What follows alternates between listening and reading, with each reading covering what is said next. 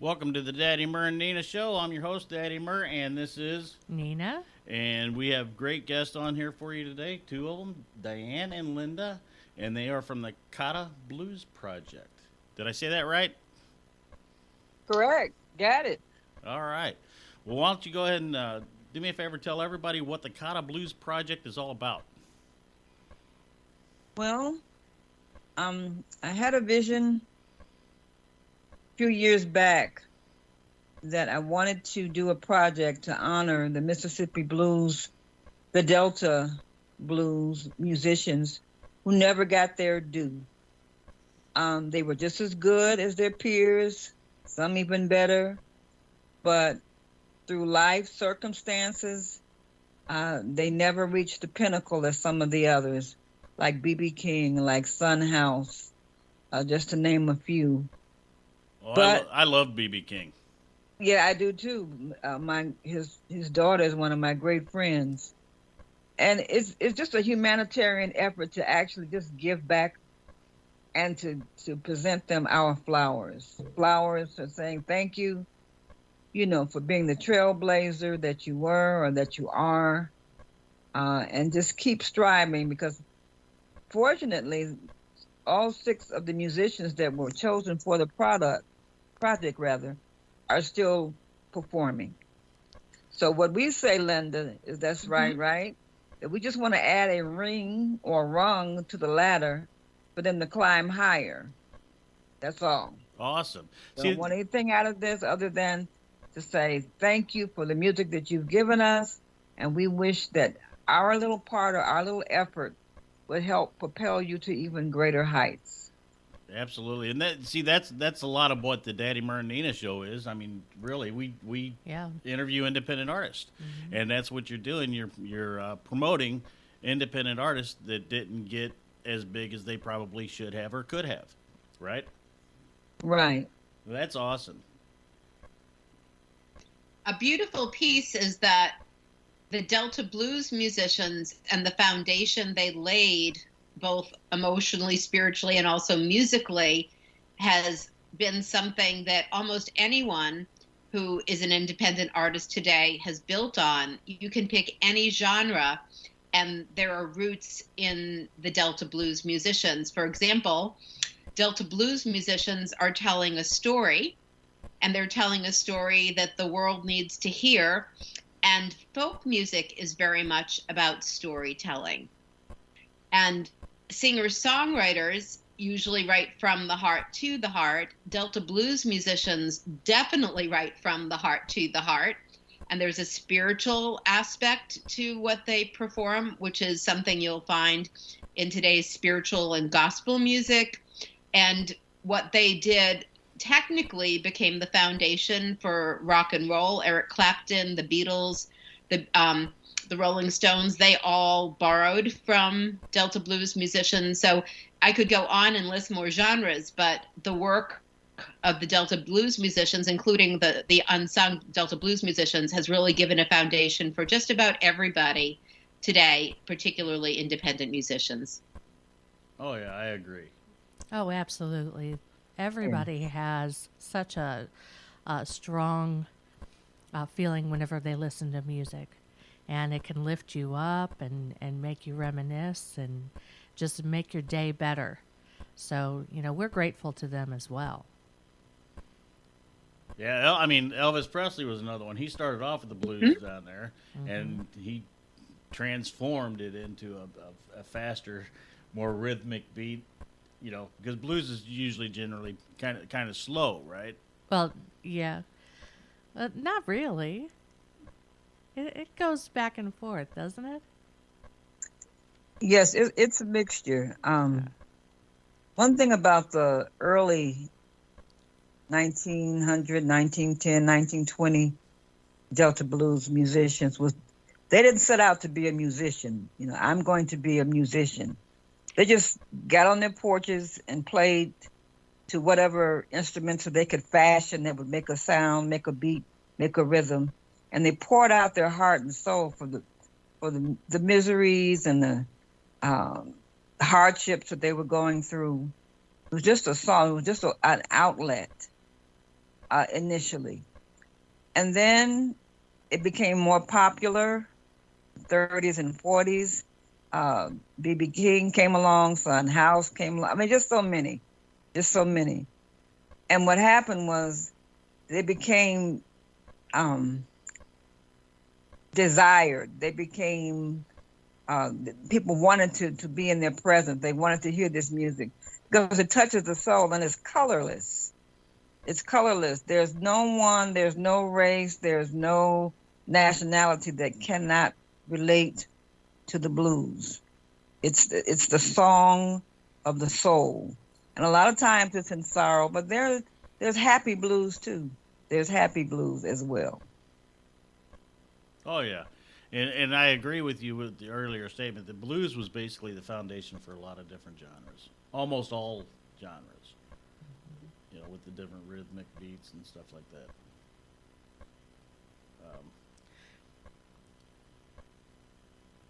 So, as far as upcoming events and stuff like that, what are you guys doing there? Well, I'd like to mention an event that just happened. This past Sunday, an artist alliance group that I co-founded called Women in Music Gathering. We're a bunch of independent artists, mostly songwriters, and we support each other personally and professionally and love to give concerts supporting good community organizations and causes. We had a very special concert held at a new independent venue called One Broadway Collaborative in Lawrence, Massachusetts. And we celebrated Diane's upcoming book, Unstrummed, and we paid tribute to the unsung Delta Blues musicians. So 6 of us participated in the event. We shared original songs we'd written, as well as some songs that were blues songs that deserved to be shared that we didn't write. And we also premiered a song that I had the privilege of writing for Diane for both her book Unstrummed and the documentary that she's putting together. The song is called Unstrummed, and the lyrics came from my trying to do some research for what it was like to be a blues musician. So I tried to write the song in the voice of Cotta Blue, who's the character in Diane's book, who's a composite of Delta Blues musicians. And it was a real privilege to write the song and then to arrange it.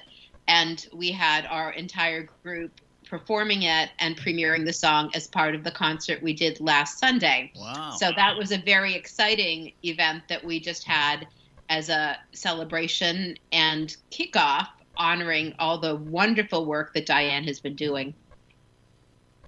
Well, that sounds amazing. And can I just say something? I just want to applaud those ladies. You know, there's something when you have an idea and you put it out there, and as creative people, we never know what the end result is going to be. We never know how it's going to be received. There's been no precedence on this because it's a new work. But the moment I put it out there on Facebook that this is what we were going to be doing, and I say we collectively, Linda and her group took off. The text and the emails were back and forth all day, feverishly. Isn't that right, Linda? Very, yes. Yeah. And then this person joined the project. That person joined the project. That's when you know you have come into an idea that has its own spirit. You might be the person that thought of the idea, but there are going to be several people that are going to be co-authors of the idea. Yeah, I guess. So I just want to thank Linda and the Women in Music Gathering for grabbing hold. And so far, they haven't let go. Well, it's awesome because, you know, with creative people, I think that once their idea, like you're saying, goes beyond them, it's just amazing. Right. And it's also a gift to touch upon Diane's inspiration. I feel like, Diane, you're adding a really important body of work to make people aware of a very, very important body of people who have been underrepresented in coverage in media, in history, books.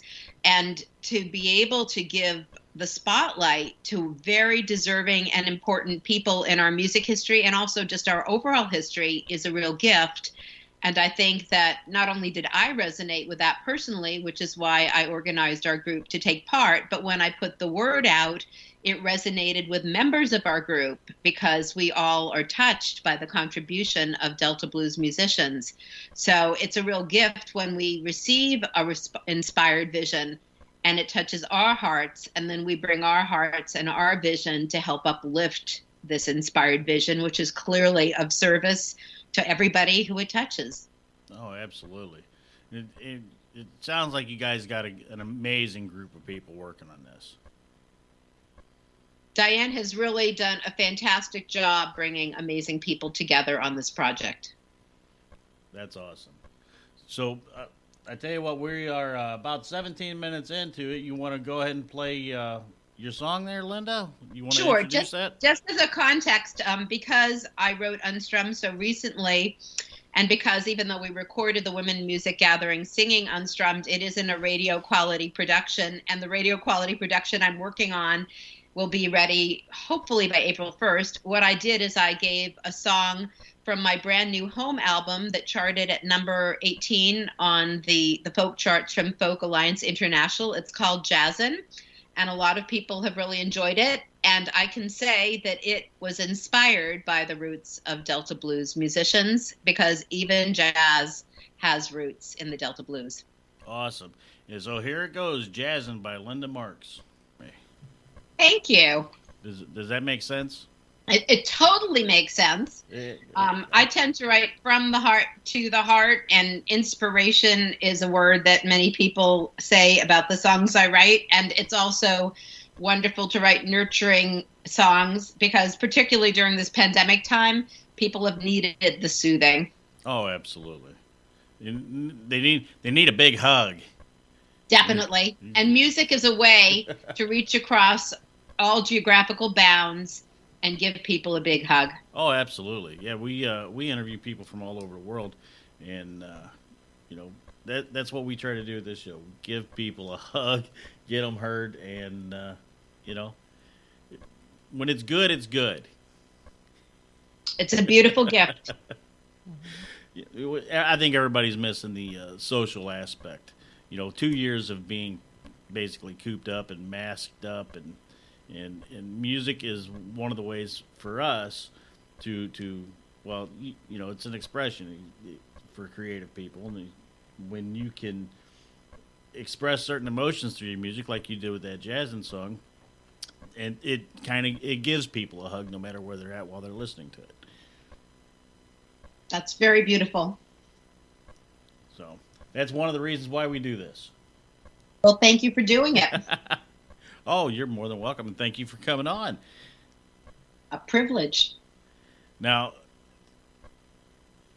did you guys refresh my memory? I know I'm getting old here. Did you mention what was your next event coming up when you was talking about the event? Nope. We didn't get that far. Oh, okay. I just mentioned the first event, and Diane can continue. All right. Our next event will be the documentary. We're going to actually go down to Clarksdale, Mississippi, and interview our 6 honorees, get a feel for their life, who their influences were, and why they do what they do. We just want them to talk. Here we go, Linda, from the heart. Mm-hmm. So are you guys gonna do that event on video or? Yeah, it'll be on video. Yes, it'll be a documentary on video. Yes. Well, you'll have to send that to us. We'll put it up on our YouTube channel also. Oh, we will for sure. Yeah. And Linda's song is so apropos. I'm so proud of it. Thank you.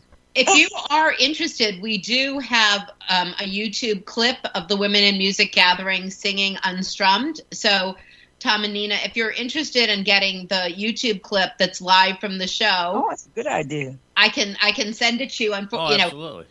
So I'll make it a point to follow up and send you the YouTube link of the Women in Music Gathering doing Unstrummed. Yeah, absolutely. 'Cause once we get it up on our, we put it on our YouTube channel for you, and on the front page of STL Hits website, stlhits.com, I have a playlist of some of our favorite interviewees of their YouTube videos already on there, so we'll put that on the front page of that too.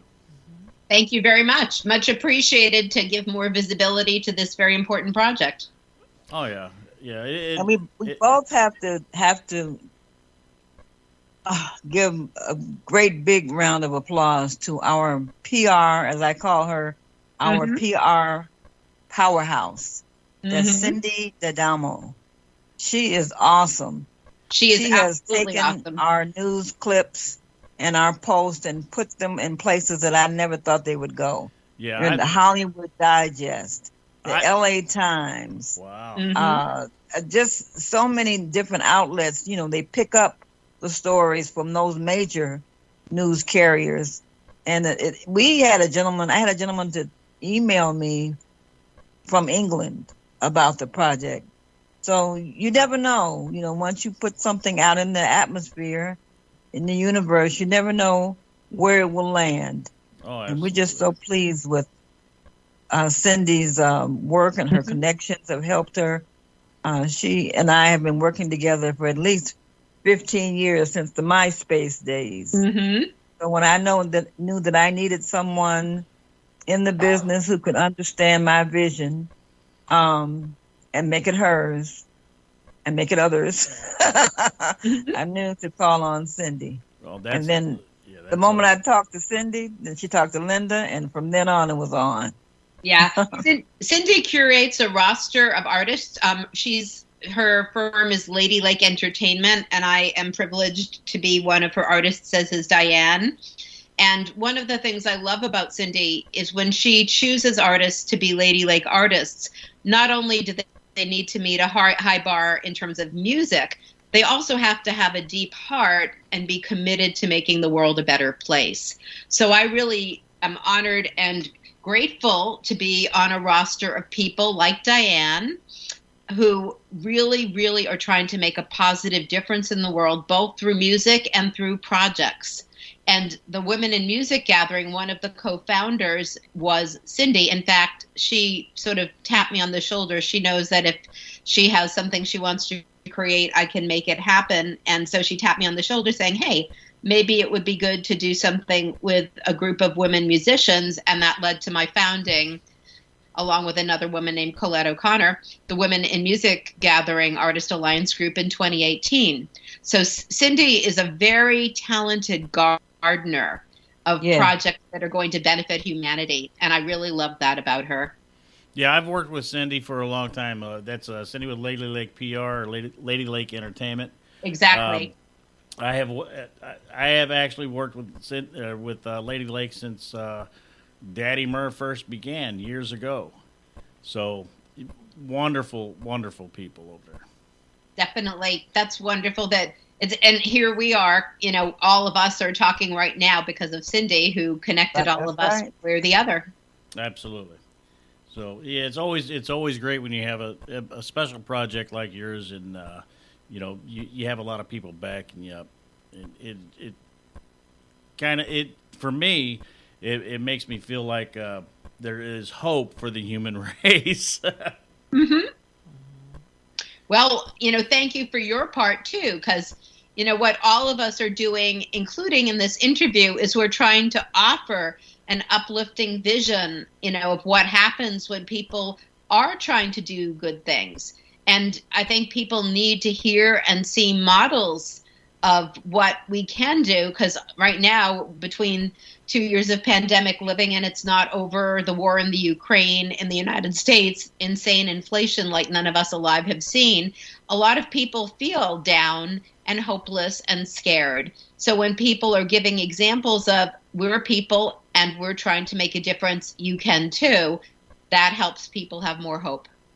Oh, absolutely. And we appreciate you giving us this opportunity to be on your show. Well, I appreciate you being here. And I know Nina does too. Oh, yes. I'm sorry. I'm sitting back listening to everything you guys are saying, and I'm really enjoying the conversation. So do you want to play one of those other songs you sent in? Hello? Can you guys hear us? I can hear you, Diane. Oh, for me? Oh, sure. Play Mr. Sip. Play Castro. Mr. Sip, and who was that by again? He played, it was a cover of Little Wing and the Star Spangled Banner. And I chose that piece just to show his versatility.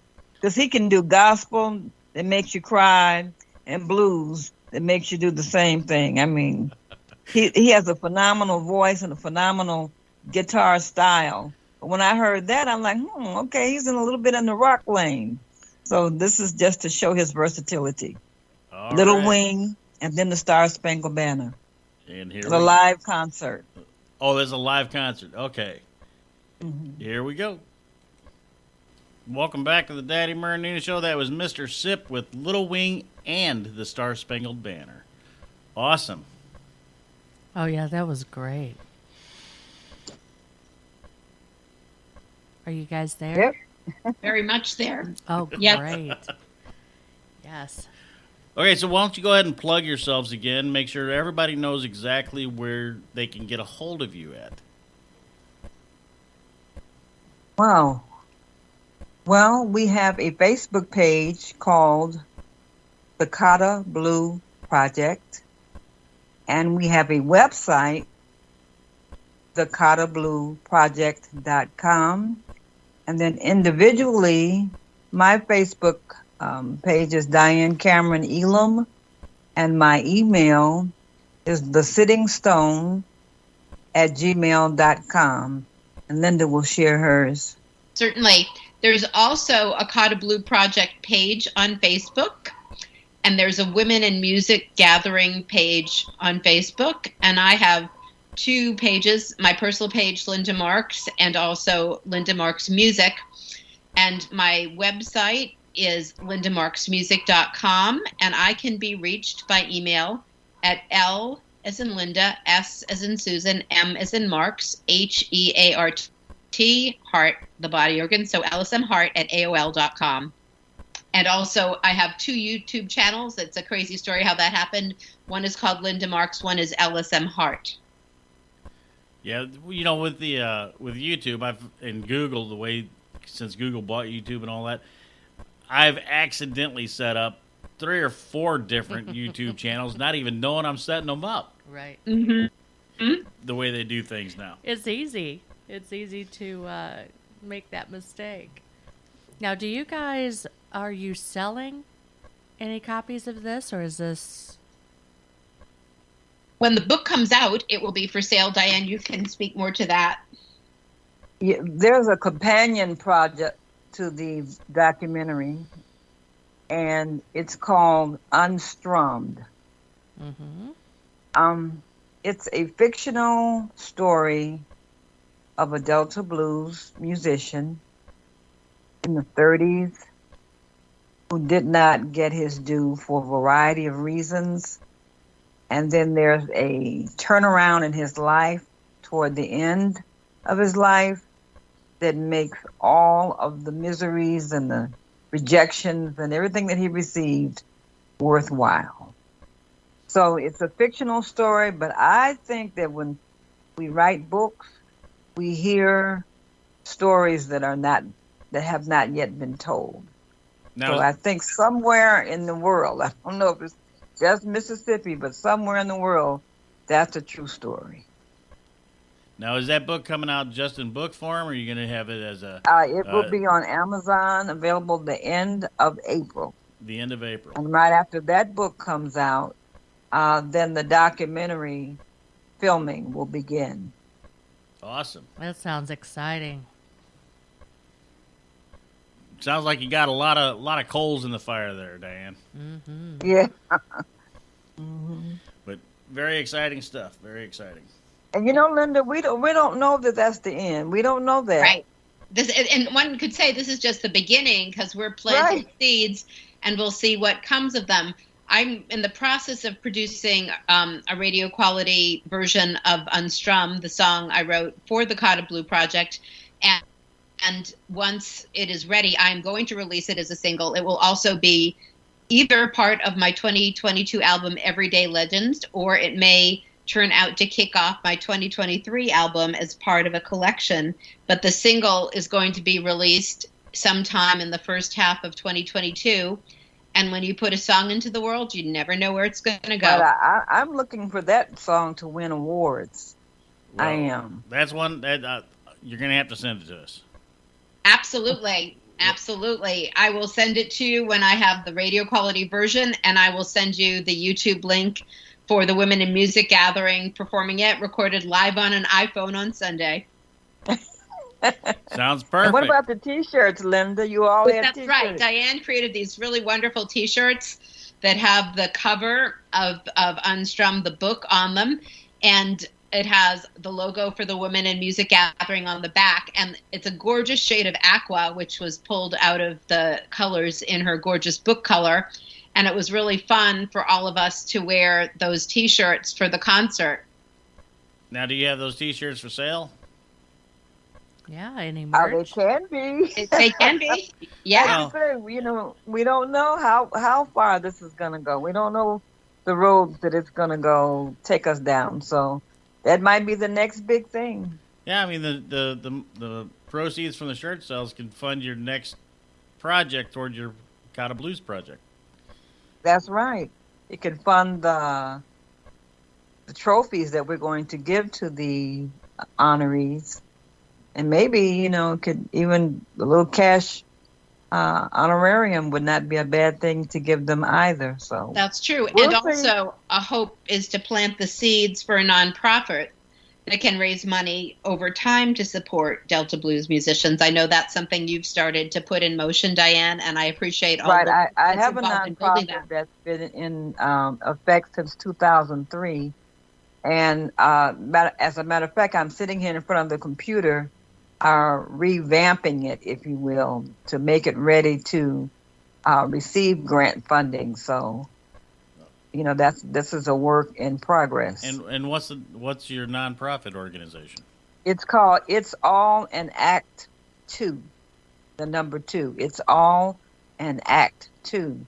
And for years, I self-funded it, took children different locations they put on plays and events, environmental based stories and what have you, and now it's time to go into the folk roots, the arts, the music, and that kind of thing. So well, you really do have a lot of coals in the fire. Right. Yeah. You're starting to sound like me. I feel like I'm pulled in 12 different directions every day. And that's our main purpose, is to get the information. Well, like Linda out said there. about the pandemic, you know, her music, her wonderful music, and the events that she puts on every day, was it Friday, Saturday? Oh, Sunday. Yeah, Saturday or Sunday. Yeah. Mm-hmm. I started a live stream in March of 2020 when the world shut down, having no idea that this coming Sunday will be either week 105 or 106, or the Saturday night, actually. It's on the weekend. It's called Songs from the Heart, Meditations for the Heart.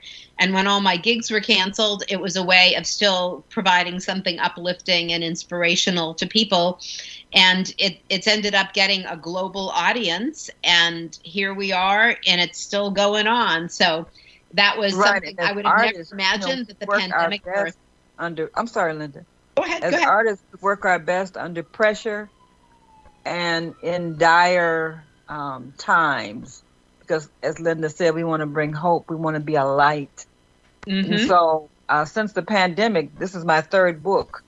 Wow. So I don't know that I would have written it or even gotten involved with the Cotta Blues if it had not been for the fact that I had all the extra time and very little visiting and traveling.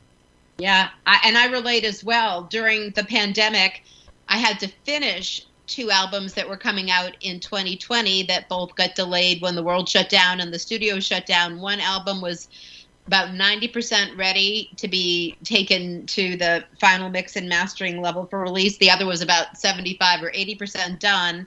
And both of the albums eventually got finished through virtual means. And then in 2021, I wrote enough songs for 2 albums, one called Monuments of Love, the title song was inspired looking at what can we create during a pandemic. And as I meditated on it, the answer was Monuments of Love.